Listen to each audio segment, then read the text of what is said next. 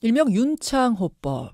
그러니까 이제부터 음주운전을 하다가 사람을 숨지게 할 경우에 최소 3년 이상 징역에 처하게 한다. 이런 윤창호법.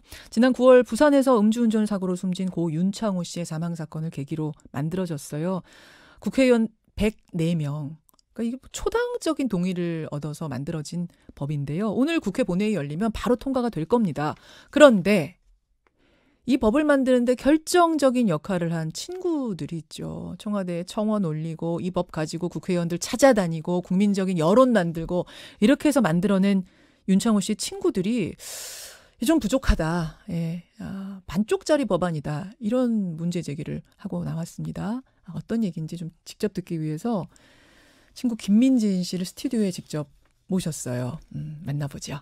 어서 오세요, 김민진 씨. 안녕하세요. 대학생? 네, 저 대학교 4학년이에요. 윤창호 씨 친구 중에 고등학교 동창도 있고 대학교 동창도 있고 이번에 힘 합친 친구들 중에 그런 것 같은데 네. 자기소개해 주시겠어요? 저희 창호 친구들은 총 10명인데 그중에 전 대학교 동기고 고려대학교 4학년 재학 중인 김민진이라고 합니다. 과도 같아요? 네, 행정학과 재학 4학년. 중이에요. 네. 그렇군요. 오늘 본회의 통과되면은 본회의 올라가면 바로 통과되는 거잖아요. 네. 근데 어제 기자회견 하셨어요. 이거 이대로 통과되면 안 됩니다. 반쪽짜리 법안입니다. 이게 무슨 얘기예요? 그러니까 법사위 1소위에서 논의가 됐다는 결과를 듣고 전체 회의 가기 전에 제가 기자회견을 열었는데요. 왜냐하면 그러니까 전체 회의 전에는 그래도 정말 희박한 가능성이지만 어찌됐든 바뀔 수는 있다고 생각을 했기 때문에 기자회견을 열었고 저희가 윤창호법 원안에서 주장했던 바는 하한선이 징역 5년 이상이에요. 근데 그게 이제 논의 결과 징역 3년 이상으로 줄어든 거거든요. 하한선이 3년? 네, 그렇게 2년이 줄어들었어요. 근데 법에 대해서 이제 잘 그 전문가만큼 모르다 보면 딱 들었을 때 최저 3년이라고 하면 아무리 감형이 돼도 3년은 받는 거 아닌가라고 생각을 하시겠지만 그렇죠. 그게 아니기 때문에 이제 정말 사건이 일어났을 때 3년 이상이라는 건 판사는 재량으로 감형을 해줄 수 있어요. 근데 징역 3년 이하까지는 집행유예가 가능하거든요.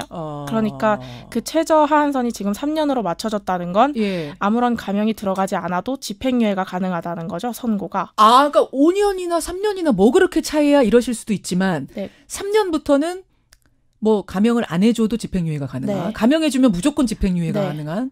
그러니까 그게 엄청난 차이인 거예요. 저희가 그러네요. 5년을 주장을 했던 이유도 집행유예가 나오려면 그래도 적어도 2년 혹은 2년 6개월을 판사가 감형을 해줘야 집행유예가 나오게 되는 거고. 근데 그렇게까지 감형하는 건 쉬운 일은 아니니까 그러면은 형을 살겠네 해서 5년. 그래서 지금 법사위에서 3년으로 낮춘 거는 법적 형평성 때문이라고 저는 알고 있는데 사실 저희가 처음부터 5년 이상을 주장했던 것도 다른 관점에서의 법적 형평성 때문이었거든요. 어떤? 법사위 의원께서 주장하시는 법적 형평성은 법 조문상의 형평성을 말씀하시는 거고 저희는 양형 기준에서 실제 판례가 어떻게 되고 있는지를 착안해서 형평을 주장을 했던 거였어요. 그러니까 법 조문상은 지금 징역 3년 이상이 하한선으로 맞춰질 경우에 상해치사와 같은 하한선을 가지거든요. 상해치사. 그러니까 일부러 죽이려고 한 건 아닌데 막 폭력을 쓰다 보니까 죽은 거. 네. 그러니까 상해치사는 살인에 대한 고의는 없지만 상해를 입힐 고의는 인정이 되는 거예요. 그래서 똑같이 하한선이 3년이어도 집행유예가 아니라 실형을 받을 가능성이 훨씬 높은 거죠. 근데 이렇게 같이 하한선을 했을 경우에 음주운전 치사사고 같은 경우에는 그 고의성을 입증하기가 매우 어려워요. 과실범으로 분류가 되는 거기 때문에 과실범. 그래서 저희가 어쩌면 상해치사보다 법 조문상에서 하한선은 높겠지만 실제 양형에 들어갔을 때 집행유예가 선고될 가능성이 높기 때문에 처음부터 5년을 주장을 했던 거예요. 판례들을 쭉 다 분석해 보셨군요. 그렇군요. 그래서 5년인데 그걸 피해서 3년. 언뜻 들으면 뭐 3년이나 5년이나 뭘 그거 가지고 반쪽짜리라고까지 표현해라고 지금 많이들 얘기하시는데 아주 핵심적인 거네요. 그게. 이거 문희상 국회의장하고도 다 얘기하셨다면서요. 항의하셨다면서요. 네, 사실 그날 저는 법사위에서 논의가 더 오래 걸릴 줄 알았어요. 3년이나 5년이나 가지고. 네, 그거 가지고 논의가 이견이 많다고 들었었기 때문에. 근데 그날 아침에 그러니까 1소위를 시작을 해서 한 2시간 정도 만에 결론이 났더라고요. 그래서 그 부분을 가지고 이제 의장님께 말씀을 드렸는데 의장님께서는 방송 보셔서 아시는 분들도 있으시겠지만 이제 5년에서 3년이 된 걸 가지고 뭐 큰일이 일어난 것처럼 그렇게 생각하지 마라. 3년도 충분히 강화가 된 거다라고 이야기를 하셨어요. 근데 1년에서 3년도 물론 충분히 강화가 되긴 했지만 실제로 법 조문상 몇 년이 몇 배가 늘었느냐가 중요한 게 아니라 이게 그래서 어떻게 처벌이 될 것이냐 그게 실질적으로 관건인 거잖아요. 그렇죠. 그래서 저희는 지금 최대한 5년을 고수하고자 노력했지만 그러지 못한 부분에 대해서는 창호의 친구이기 이전에 그냥 국민의 한 사람으로서 굉장히 안타깝다는 말씀을 드리고 싶고 그래서 저희는 앞으로 이제 대법원 양형위원회에서 이걸 어떻게 구체적으로 기준을 세울지 한 절차는 더 남아 있어요. 네, 그래서 그걸 계속해서 말씀드리려고 해요. 양형위원회. 일단 오늘 본회의에 올라가지 않게 좀 뭐 막는다든지 이럴 방법 같은 건 없어요? 네, 저희가 그걸 막아보고자 어떻게든 전체 회의 전에 이제 기자회견을 열었던 건데 전체에서 통과가 되고 본회의에 상정이 된 부분이라서 자동 상정이 돼버렸으니까 네, 그걸 저희가 이제 어떻게 할 수가 없어요. 네.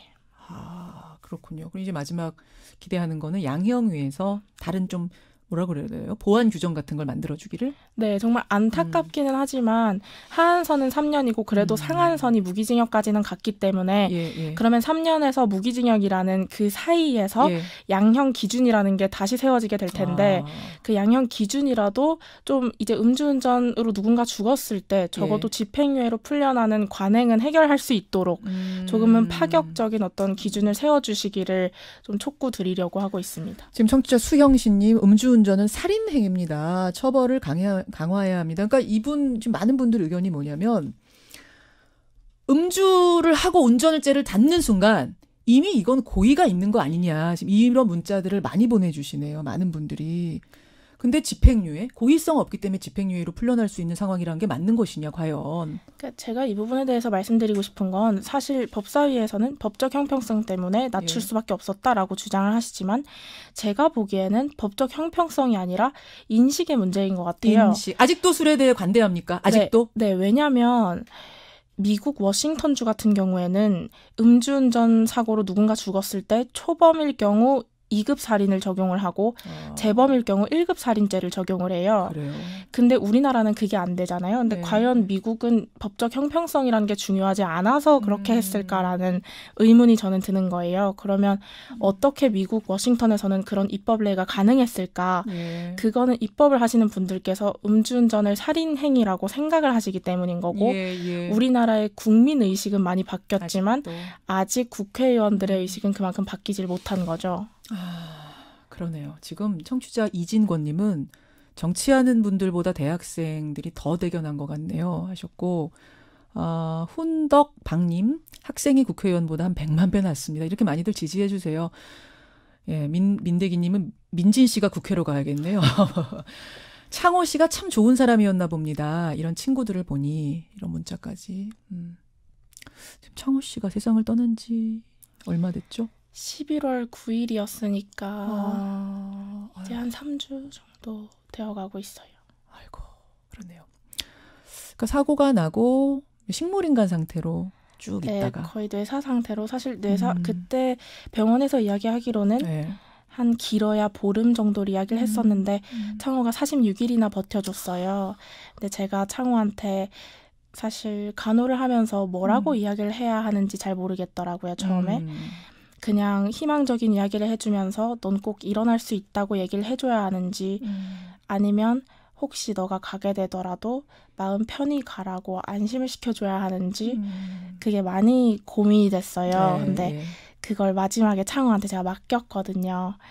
나는 너한테 어떤 결정도 내가 내리고 싶지 않으니까 너가 잡고 있고 싶으면 아무리 힘들어도 잡고 있대.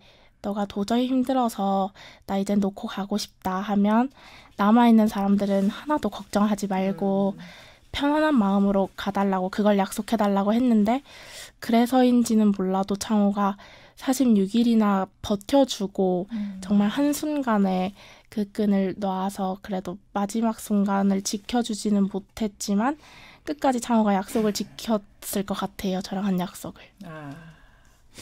우리 민진 씨는 아예 휴학했다면서요? 네, 저 한 달 정도 4학년 막학기였는데 학교를 다니다가 이제 전 입법 과정이 사실 이렇게까지 힘든 건지 몰랐어요. 민생 법안이고 꼭 필요한 법안인데 정말 많은 국회의 그 나름의 사정들로 인해서 계속 연기되더라고요. 그래서 이걸 시작한 이상 끝까지 해야겠구나 해서 중도 휴학계를 내고 지금 이 일에 매진을 하고 있는 상태예요. 아니 뭐 그렇게까지라고 지금 하시는 분들이 계실지도 모르겠는데 윤창호 씨라는 친구가 소중했고 또 이런 식으로 보내는 건 아니라는 생각을 하신 거죠. 그리고 사실 가장 컸던 건 창호를 보내야만 했지만 누군가 또 이런 아픔을 겪지 않았으면 좋겠다는 마음이 제일 컸어요. 창호의 친구로서도 있지만 정말 그냥 국민의 한 사람으로서 이런 억울한 피해가 더 이상은 일어나면 안 되지 않나 싶어서 일을 시작하게 됐고 지금까지 하고 있는 것 같아요. 그 부모님들은 지금 뭐라고 하세요? 창호 씨 부모님들은?